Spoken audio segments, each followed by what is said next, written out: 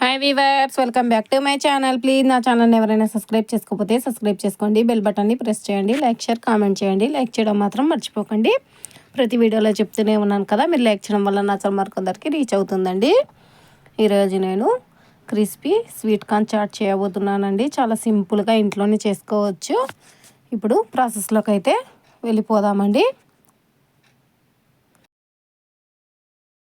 ముందుగా deep fry ఆయిల్కి పెట్టుకొని తర్వాత కార్న్ని శుభ్రంగా కడుక్కోవాలండి. కడుక్కొని ఇప్పుడు దీంట్లో 1 కప్పు కార్న్ఫ్లోర్ అండి.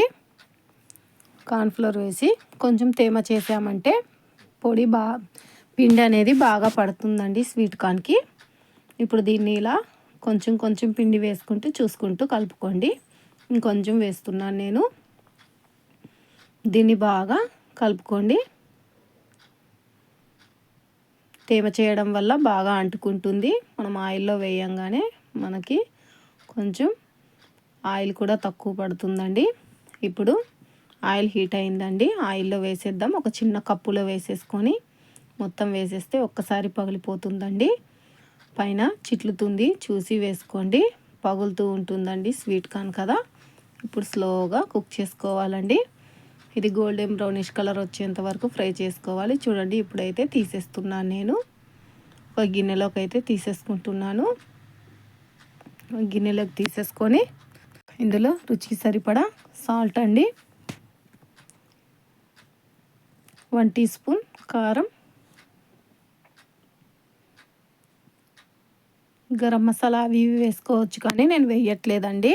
నేను ఇంట్లోనే ఆమ్చూర్ పౌడర్ తయారు చేసుకున్నాను, అదైతే వేస్తున్నానండి. ఇప్పుడు ఇది చాలా పుల్లగా ఉందండి. ఆమ్చూర్ పౌడర్ అనేది నేను ఇంట్లోనే తయారు చేసుకున్నాను. కొంచెమే వేసాను పుల్లగా ఉందని. ఇప్పుడు దీన్ని కూడా బాగా కలిపేసుకోవాలి.